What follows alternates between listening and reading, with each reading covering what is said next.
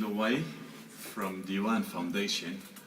I'm here this evening not to speak about Sarmada and Fadi much. I'm here to say how much I really enjoyed reading Sarmada. I'm here this evening with my friend Fadi Azzam, director of Diwan, storyteller and actress, to share with you a bit of Sarmada inspiration. So this piece is a bit of what Sarmada can give me, really.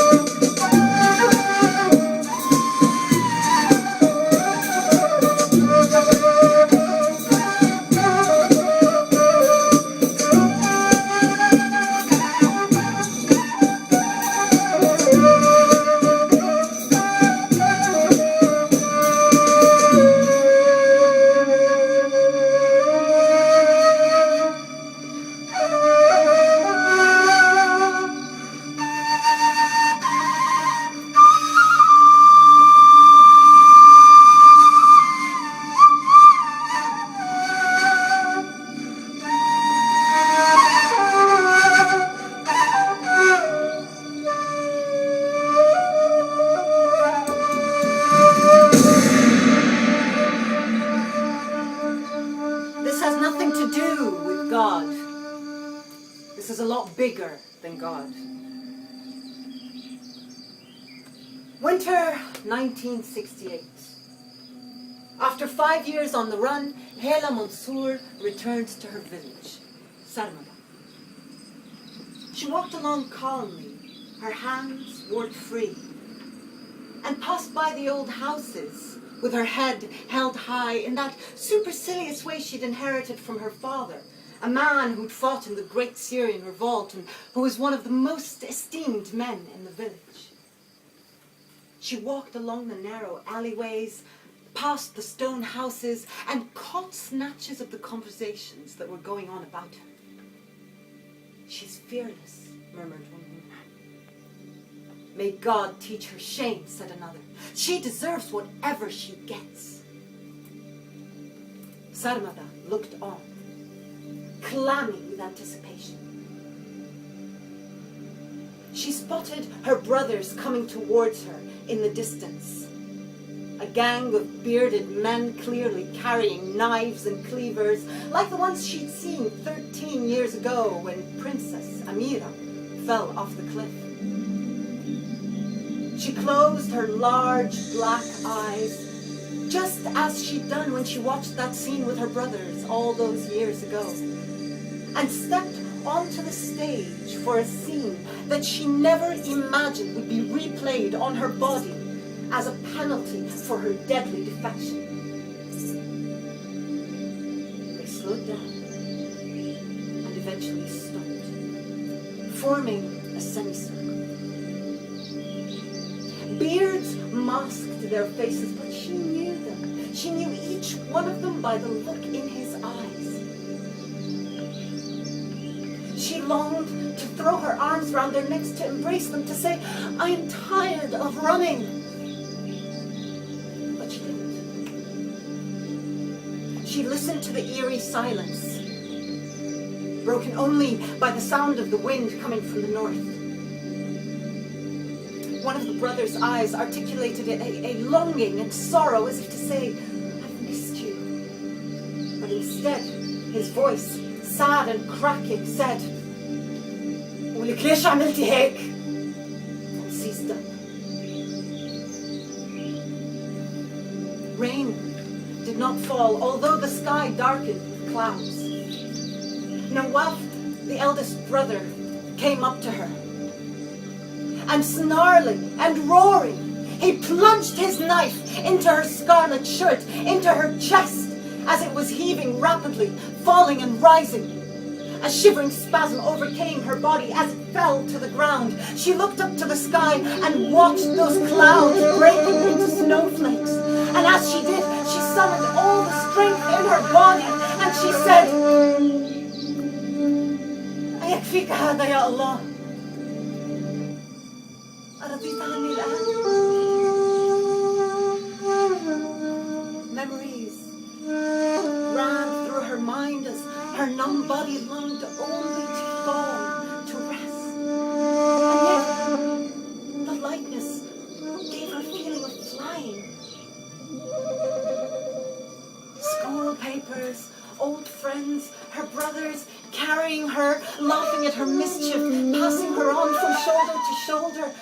The kindness in her father's eyes, that divine laughter of her mother's.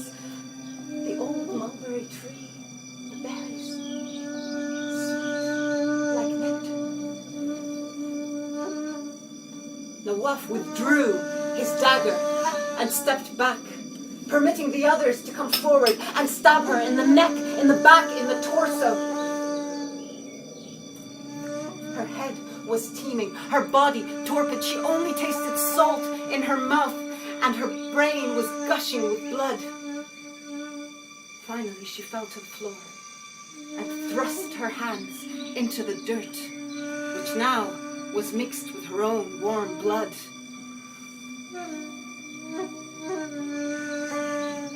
At this point, I left her to collapse, dead, and came out of her. Or she came out of me, I don't know which. But I stayed on to watch the final scene.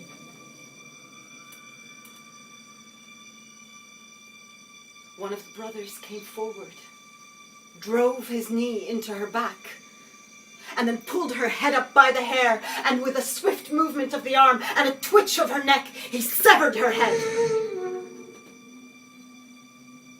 The brothers took out the razors, smeared their faces with her blood, and then shaved off their beards that fell down in clumps over her corpse. They didn't say a word. They just looked on, taking the scene in, and feeling that unfamiliar prickiness, numbness in their faces as a light rain began to fall.